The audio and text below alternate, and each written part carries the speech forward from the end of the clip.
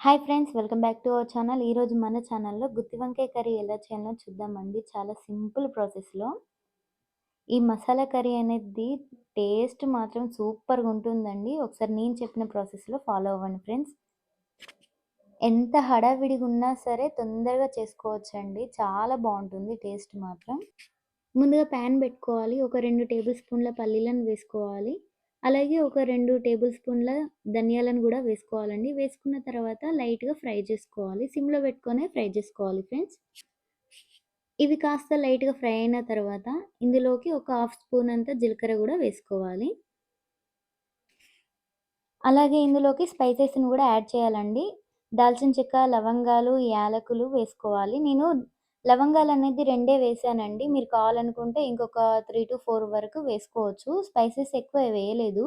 పిల్లలు ఉండేదుంటే ఎక్కువ అవసరం లేదండి. ఎందుకంటే వాళ్ళు తినరు గదండీ! వాళ్ళు గూడా తినాలి. అలాగే ఒక 2 టేబుల్ స్పూన్ల నువ్వులను గూడా వేసుకోవాలి. వేసుకొని ఈ నువ్వులు కాస్త చిటపట అనేంత వరకు వేయించుకోండి. అంతే సరిపోతుంది. ఇప్పుడు ఈ మసాలా దినుసుల్ని మరొక ప్లేట్‌లో పెట్టుకోండి. ఇదే ప్యాన్‌లోకి కొంచెం ఆయిల్ వేసుకొని, ఒక పెద్ద సైజు ఆనియన్‌ని కట్ చేసి వేసుకొని, లైట్‌గా ఒక 3-4 మినిట్స్ వరకు ఫ్రై చేసుకోండి. నేనెందుకు ఫ్రై చేస్తున్నానంటే, డైరెక్ట్ మిక్సీలోనే ఏస్తే పచ్చివాసనలాగా ఉంటుందండి. సో, పచ్చివాసన పోయేలాగా ఇలా ఫ్రై చేసుకొని తీసుకుంటున్నాను. ఇలా లైట్‌గా ఫ్రై అయిన తర్వాత ఒక ప్లేట్‌లోకి తీసుకోండి. ఒక పావు కేజీ వంకాయలని మంచిగా ఫ్రెష్‌గా ఉందో లేదో చూసుకుంటూ కట్ చేసుకొని, ఉప్పు వేసిన వాటర్‌లో వేసుకొని పక్కబెట్టండి. ఇందాక మనం వేయించి పెట్టుకున్న మసాలా దినుసులను వేసుకొని ఒకసారి ఇలా మెత్తగా గ్రైండ్ చేసుకోండి. ఇందులోకే మనము ఫ్రై చేసి పెట్టుకున్న ఆనియన్ గూడా వేసుకోవాలి. రుచికి సరిపోను ఉప్పు, కారం వేసుకోవాలండి. అంటే మనం ఇప్పుడు కర్రీలో ఏమేమి ఏస్తామో అవన్నీ వేసుకోవాలండి ఇప్పుడే. అంటే ఉప్పు, కారం, లైట్‌గా కొంచెం పసుపు, అలాగే ఒక 1 స్పూన్ అల్లం వెల్లుల్లి పేస్ట్ వేసుకొని, కొంచెం చింతపండు రసాన్ని గూడా వేస్తున్నానండి. మీకు నచ్చకపోతే స్కిప్ జేసుకోవచ్చు. కొందరికి నచ్చదు గదండీ చింతపండనేది. ఇప్పుడు మెత్తగా గ్రైండ్ చేసుకోవాలండి. వీలైతే కొన్ని వాటర్ అయినా వేసుకొని మెత్తగా గ్రైండ్ చేసుకోండి. ఈ మసాలా పేస్ట్‌ని ఇప్పుడు ఇందాక కట్ జేసి పెట్టుకున్న వంకాయలలోకి మంచిగా పెట్టుకోవాలండి మసాలా పేస్ట్ అనేది. ఇలాగే మిగతావి గూడా అన్నీ పెట్టుకోవాలండి. ఇదే ప్యాన్‌లోకి ఒక 3-4 టేబుల్ స్పూన్ వరకి ఆయిల్ వేసుకోవాలండి. వేసుకున్న తర్వాత కొంచెం జీలకర్ర, ఒక 2, 3 పచ్చిమిర్చి వేసుకోవాలి. లైట్‌గా ఫ్రై అయిన తర్వాత కొంచెం ఎండుమిర్చి గూడా వేసుకోవాలండి. ఒకసారి బాగా కలుపుకొని కొంచెం కరివేపాకును గూడా వేసుకోవాలండి. ఇవి కొంచెం లైట్‌గా ఫ్రై కావాలండి. ఫ్రై అయిన తర్వాత ఇందాక మసాలా పెట్టుకున్న వంకాయలని వేసుకోవాలి ఇందులో. ఒక్కొక్కటిగా పెట్టుకోవాలండి చిన్నగా. ఇలా అన్నీ పెట్టుకున్న తర్వాత మీద మూత పెట్టుకొని ఒక 5 నిమిషాల వరకు ఉడికించుకోవాలండి. మధ్య మధ్యలో కలుపుతూ ఉడికించుకోవాలండి. 5 మినిట్స్ తర్వాత చూడండి ఫ్రెండ్స్, మనకు వంకాయ అనేది చక్కగా ఉడికింది. మరొకసారి బాగా కలుపుకోవాలండి. కలుపుకున్న తర్వాత ఇందాక మిగిలిన మసాలా పేస్ట్ గూడా వేసుకోవాలి. ఈ మసాలా పేస్ట్ వేసుకున్న తర్వాత గూడా మరొకసారి ఒక 2 మినిట్స్ వరకు ఇలాగే కలుపుతూ ఉండాలండి. ఈ మసాలా, వంకాయలు అంతా బాగా కలిసేలాగా ఒకసారి బాగా కలుపుకోవాలండి.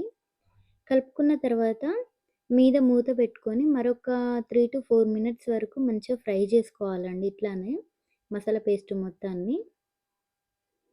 చూడండి ఫ్రెండ్స్, 3-4 మినిట్స్ తర్వాత మనకు పైన ఆయిల్ అనేది వస్తుంది.